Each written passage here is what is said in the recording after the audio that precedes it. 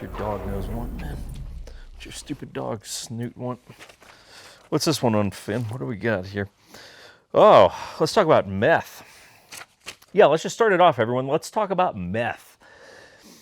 Now, to be clear, when I say meth, I'm talking about meth, like meth heads. Let's talk about methamphetamines, everyone. So we're just going to take you to the set of Breaking Bad right now. And the question being, should you get a meth test on your house? So let's back up in order to go forward, shall we? Because some of you are like, what did he just say? Like, I'm confused right now. So believe it or not, when you buy a home, I'll use Utah as an example since that's where I'm based out of. When you buy a home in Utah, right, we're going to get a home inspection. There is an average inspection on a house, like average size house, just kind of an average home inspection is going to run, I don't know, $400 to $450. Now, there's a couple additional things that are like, these are your add-ons that you can do if you would like to. Those two add-ons would be a radon test, which is a natural gas that we have here in Utah that is no bueno. You don't want to be breathing a lot of radon, not good for you. And the other one would be a meth test. Pretty common that inspectors will ask, you want us to test for meth? And the first time you hear it, you're like, but what? Why would meth? And it's because a lot of people smoke meth, everyone, and even cook meth. So meth is a very real thing. It's not just a made-up thing on the news or Breaking Bad. It's a real freaking thing, man. And even here in Utah, a lot of people do meth, apparently. So the reason this is a concern, I mean, should be pretty obvious. One, you really don't want to be breathing in a lot of meth, everyone. I don't know if you need me to tell you that, but you don't. And the second thing is, I'll just give you an example here in a second. But I advise, when feasible, to do one. Part of it depends on resources, which is, hey, do you have enough cash? Because the meth test is going to run you about $125, give or take a couple bucks, but about $125. So, hey, what's your cash position? I mean, we deal with clients. I mean, anyone in real estate does deal with clients where, hey, they're scraping together cash just to cover like their small down payment and maybe some closing costs, right? So you're like, look, they are tight on cash. Like cash is not the resource that they have a lot of. In which case, like, maybe don't do it. But I would largely say, hey, look, if the cash is either a concern or on occasion, and it's a risky strategy, on occasion you walk in a house and you're like, and the house is like 40 years old, and you ask the seller's agent, you're like, how many people have owned the house and are like the same sellers the whole time? And you go in there and it's like clearly grandma, grandpa that lived there, and it's like nothing but photos of their grandkids.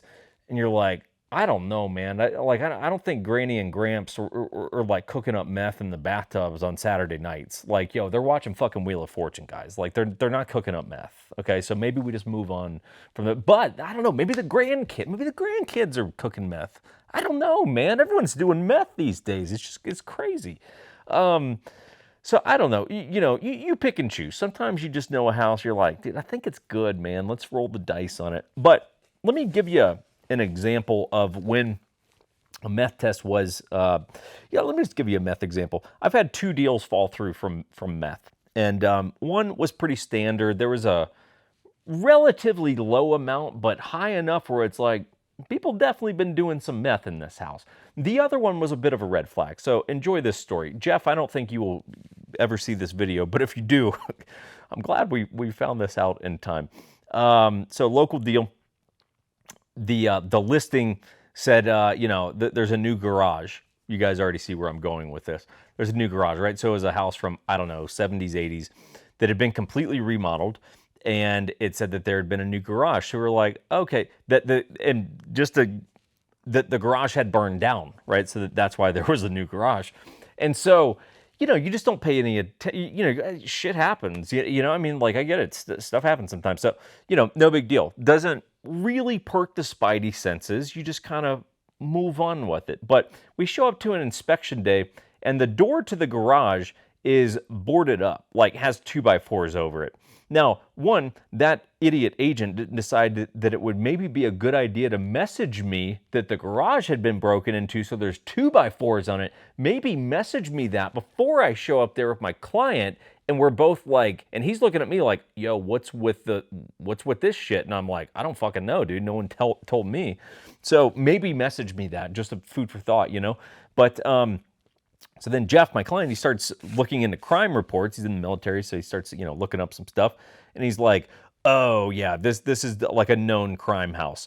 So and we did meth tests, very high meth levels, and which is also why it had been remodeled. Unfortunately, the problem is with meth, depending on how it's done, sometimes you can like clean the walls, repaint, and you're good to go. Sometimes like, yo, this whole house has to get the fucking tent over it, and they've got to like fumigate the whole thing and like go nuts with it. So that was the case of this. So why did the garage burn down? Because it was a meth fire. And why was it broken into? Because this was a property known for being a meth house where there was also stolen property. So part of the problem with the meth houses, everyone, I mean, quite a few problems, but amongst them is, I mean, frequently these houses would be houses associated with crime. So you don't necessarily want to be living in a house with your children or whatever, your girl, and the doors getting knocked on at 1 a.m. because people are coming over, not understanding that the meth heads have left, and now your house is getting broken into and you're dealing with drug calls and shit like that. So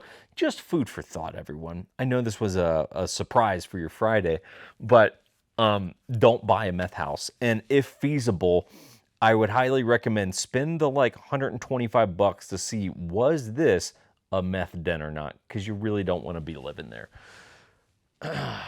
Your final tip of the week. What's going on there, dude? So we were both sipping on this last night. So I had been really looking forward to this. It's called Akashi, and I guess I'm going to say it U-M-E. It is Japanese plum flavored whiskey. And a lot of flavored whiskeys, meh, not so much. This shit right here, guys, I would marry whoever in Japan makes this just to bring them to the States so that they can make more of this for me. Hopefully she's hot. If it's a Japanese gentleman, then hey, whatever, sometimes you got to take one for the team, you know? But this shit is absolutely phenomenal, guys. Highly recommend. It's like $35 a bottle, so not even much for something that I deem to be pretty spectacular. I mean, it is amongst the smoothest drinking whiskeys that I have ever had. Absolutely spectacular. But I guess we'll wrap it up. Me and him, we got a lot of stuff to go do. We got to go, I'm not going to tell you what we got to do, but we got to go do some stuff, okay? So we're going to go do that. We're going to drop this footage to my editor, Crispy, who's probably in a skate park right now, vaping. He actually stopped vaping, so he's been super grumpy lately. He's been snapping at me left and right, so maybe, chill out, bro. Bro, chill out. That's how he would say it. All right, let's wrap this shit up. If you need real estate help, let us know. Otherwise, we out this bitch. This is a stupid dog face. Okay.